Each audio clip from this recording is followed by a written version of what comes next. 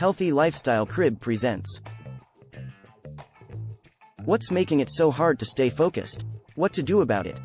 Being able to concentrate is a superpower in the modern world. Individuals who can focus for lengthy periods of time are uncommon. It should come as no surprise that those who are able to concentrate accomplish far more than their less focused counterparts. Your ability to focus would serve you well in many situations. It doesn't matter if it's for class, research, a job, or a pastime. Concentration is the key to moving quickly in the direction of your goals. Now I'll tell you what's stopping you from concentrating and how to fix that.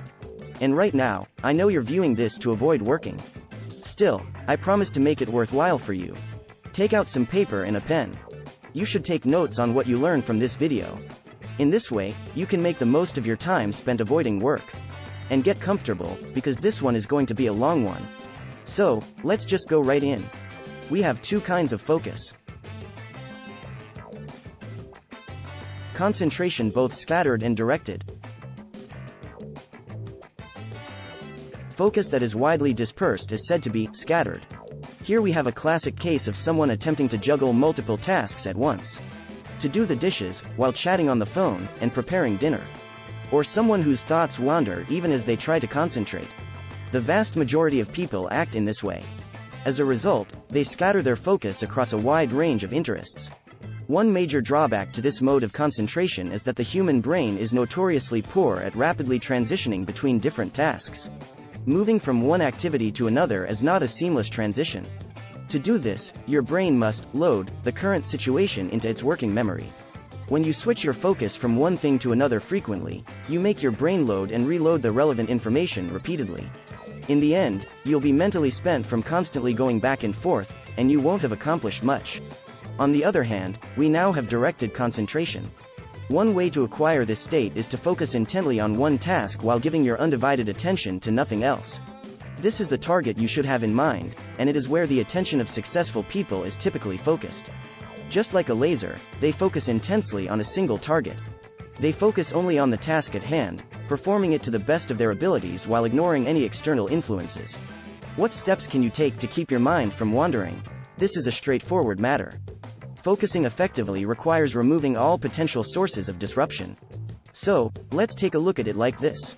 Theoretically, you could have 5 focus units at your hands at any given time. You are free to do whatever you please with those 5 units. By focusing all of your energies on your studies, for instance, you can improve your performance. Let's pretend that while you're studying, your mom comes in and announces that dinner will be ready in 45 minutes. Although the exchange lasted only a few seconds, it was enough to break your focus even if you were otherwise extremely focused. Your concentration will suffer now that dinner has been brought to mind. You wasted one of your concentration units eating dinner instead of studying. It will be a while before you can refocus completely, and in the meantime, you'll be expending unnecessary mental effort. The irony is that chances are high that you always have a similarly distracting mother on hand. That phone of yours. The world's most powerful distraction machine is a small gadget such as this. Every time you receive a new alert, it beeps, rings, or vibrates. Just hearing that sound can divert your attention away from whatever it was you were trying to focus on. However, whenever you are bored, you will most likely check your phone, even if it is on mute. Thus, you'll need to split your focus. Keep your phone. This doesn't mean you should get rid of it. Instead, what I'm recommending is that you put distractions out of sight and out of mind anytime you need to focus on a task. However, smartphones aren't the only things that pull your attention away from what's going on around you. This can be caused by a number of factors, but the most common one is definitely your phone. The goal is to identify potential disruptions and learn to ignore them. Physiological factors may also be interfering with your concentration. Something like this is rarely thought about. However, taking care of your body is necessary for peak mental performance. Sleeping less than 7 hours a day will impair your cognitive functioning. The opposite is true. Studies have shown that those who receive between 7 and 9 hours of sleep each night have an easier time concentrating during the day. Regular physical activity is also recommended. Dopamine, norepinephrine, and serotonin are just few of the neurotransmitters that get released when you successfully complete a challenging activity. I don't mean you have to go out and run a marathon, but even a brisk stroll around the neighborhood is beneficial. Walking in the park or some other natural setting is always a plus.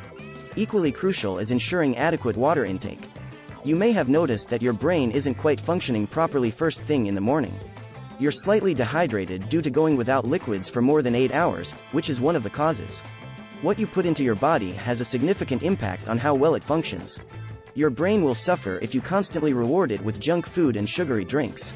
High sugar foods impair cognitive function and make it difficult to focus. Perhaps you should consider some alternate options that are healthier. Therefore, take care of your body if you want to have an easier time concentrating. Let's examine several methods for improving concentration right now.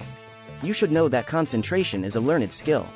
Training your concentration is similar to conditioning a muscle for a sport. If you practice anything often, you will get better at it. In the beginning, you may only be able to concentrate for 10 minutes. The ability to focus for longer lengths of time and greater durations can be developed via consistent practice. It's okay if you can't focus for a few hours right now. Over time, you might learn to sharpen your focus on specific tasks. And the greatest method to train your ability to concentrate is to set aside time each day to devote yourself solely to one activity. Simply said, you should train yourself to focus intently on a daily basis. Many of us would rather wait for the ideal conditions, when we're fully inspired and fully motivated, and when the stars are perfectly aligned, before we make an effort to concentrate. To put it plainly, you're going about this all wrong. Instead, setting aside time each day to focus intently on a single task is essential. You should then safeguard that period of time. Morning, namely the first hour after waking up, is ideal for concentration. The best time to do this is when you first wake up and your thoughts are somewhat unoccupied. In addition, you won't have to deal with any interruptions and can hand out your attention spans with ease at that moment.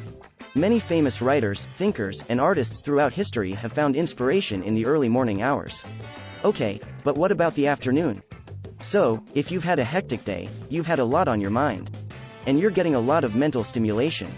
For this reason, the morning is the best time to get things done. After sleeping for 8 hours, your mind should be refreshed. So, if you're having a really distracting afternoon, and you suddenly decide you need to move your attention to something mentally taxing like studying, you might find it challenging to do so. Because you'll have other things on your mind. For that reason, such endeavors usually end in failure. But that doesn't mean you can't get anything done late at night. All that's needed is for you to give your brain a break. And the way to achieve that is to actually rest. As you can see, maintaining focus for an extended amount of time is extremely challenging. Additionally, it makes no difference whether the attention is diffuse or concentrated. The two are equally draining. That's why it's important to stop every so often and let your brain recharge. But this is where the vast majority of people go wrong. Taking a vacation doesn't mean you get to bring out your phone and waste time on social media or YouTube. Since you are still using your brain and giving it mental work to do, you are depleting rather than replenishing your mental reserves. Instead, you should get some fresh air, practice some mindfulness, or maybe just take a nap. Because they are less stimulating, these pursuits allow you to disconnect and begin replenishing your brain reserves. You should give your mind a break and let yourself get bored from time to time. Taking a mental break isn't just for when your thoughts have wandered and you need to bring them back into focus. It's also helpful when you need to keep your mind sharp for longer. To put it another way, picture yourself sprinting non-stop for an hour. After that, you'll take a 15-minute break before continuing your 1-hour run. You have the option of doing nothing for 15 minutes and just sitting there. As an alternative, you could either B. do 15 minutes of burpees and rope jumping, or C. do 15 minutes of running in place. You pick option A since you don't want to waste any more energy than necessary. After all, you'd like to have the strength to keep going for another hour. In this context, running represents concentration. After concentrating for an hour, you probably don't need any additional distractions.